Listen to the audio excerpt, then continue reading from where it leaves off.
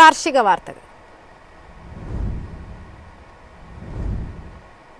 ഭൂമിയിലെ ജീവജാലങ്ങളുടെയും പ്രകൃതി സമ്പത്തിന്റെയും സംരക്ഷണത്തിന്റെ ആവശ്യകത ഓർമ്മിപ്പിച്ച് ഇന്ന് അന്താരാഷ്ട്ര ജൈവ വൈവിധ്യ ദിനം ആചരിക്കുന്നു.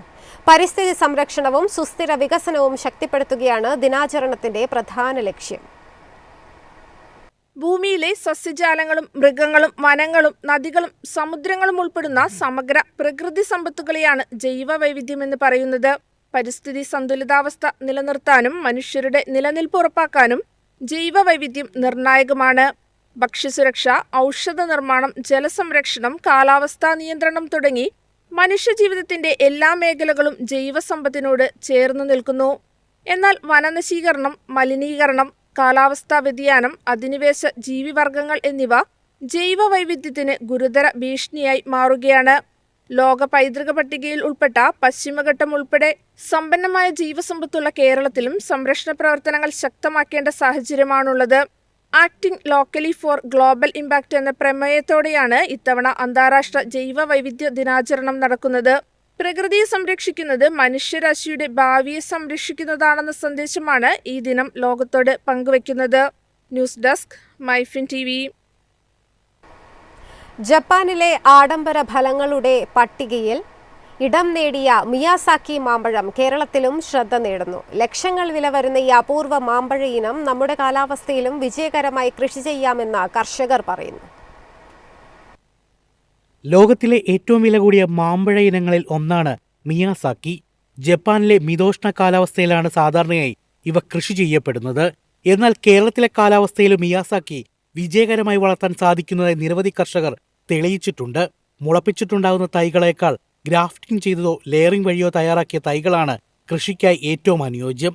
നല്ല സൂര്യപ്രകാശം ലഭിക്കുന്ന സ്ഥലമോ ടെറസോ ഇതിനായി തിരഞ്ഞെടുക്കണം. ദിവസവും കുറഞ്ഞത് 6 മുതൽ 8 മണിക്കൂർ വരെ നേരിട്ടുള്ള സൂര്യപ്രകാശം ചെടിക്ക് ആവശ്യമാണ്. വെള്ളക്കെട്ടില്ലാത്തതും ജൈവാംശം സമൃദ്ധമായതുമായ മണ്ണാണ് മിയാസാക്കി കൃഷിക്ക് ഉത്തമം. ചുവന്ന മണ്ണ്, ചാണകപ്പൊടി അല്ലെങ്കിൽ കമ്പോസ്റ്റ്, വേപ്പിൻ പിണ്ണാക്ക്, എല്ലുപൊടി എന്നിവ ചേർത്ത മിശ്രിതം ഉപയോഗിച്ച് മണ്ണ് തയ്യാറാക്കാം. ജൈവവളങ്ങൾക്കാണ് കൂടുതൽ പ്രാധാന്യം നൽകേണ്ടത്. ചാണകപ്പൊടി, ആട്ടിൻകാഷ്ടം തുടങ്ങിയവ ഉപയോഗിക്കാം. തുടക്കത്തിൽ ദിവസേന നനവ് ഉറപ്പാക്കണം. എന്നാൽ വെള്ളം കെട്ടിക്കിടക്കാൻ അനുവദിക്കരുത്. അത് വേരുകൾ ചീഞ്ഞുപോകാൻ ഇടയാക്കും. മാമ്പഴം പാകമാകുന്ന സമയത്ത് പഴങ്ങൾ താനെ കൊഴിഞ്ഞു വീഴാതിരിക്കാൻ ഓരോ മാങ്ങയും വലകൾ ഉപയോഗിച്ച് മരത്തിൽ കെട്ടിത്തൂക്കുന്നത് സുരക്ഷിതമാണ്. മിയാസാക്കി മാമ്പഴം കായ്ക്കാൻ സാധാരണയായി 3 വർഷത്തിലധികം സമയമെടുക്കും. ശക്തമായ മഴയുള്ള സമയങ്ങളിൽ പൂക്കൾ കൊഴിഞ്ഞു പോകാതിരിക്കാൻ പ്രത്യേക ശ്രദ്ധയും വേണം. വിപണിയിൽ 1 കിലോ മിയാസാക്കി മാമ്പഴത്തിന് 2.5 ലക്ഷം രൂപ മുതൽ 3 ലക്ഷം രൂപ വരെ വില ലഭിക്കുന്നതായാണ് റിപ്പോർട്ടുകൾ. News desk, MyFin TV. കേരളത്തിലെ തേയില കാപ്പി മേഖലയിൽ വീണ്ടും കാലാവസ്ഥ ആശങ്ക. ഇടുക്കി, വയനാട് ഉൾപ്പെടെയുള്ള മലനിര മേഖലകളിൽ അനിയന്ത്രിത മഴയും കടുത്ത ചൂടും തുടരുന്നതോടെ ഉൽപാദനത്തിൽ ഇടിവുണ്ടാകുമെന്ന മുന്നറിയിപ്പാണ് തോട്ടം മേഖല നൽകുന്നത്.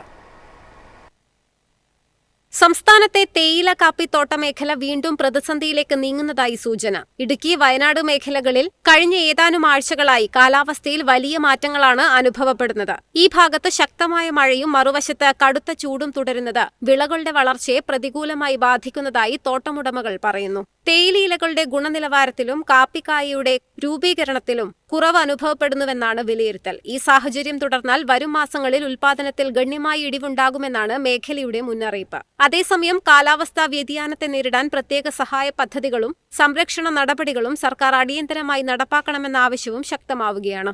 News desk, MyFin TV. എളുപ്പത്തിൽ സമ്പാദ്യം വളർത്താം. ഇന്ന് തന്നെ മൈഫിൻ ടിവി ആപ്പ് ഡൗൺലോഡ് ചെയ്യൂ.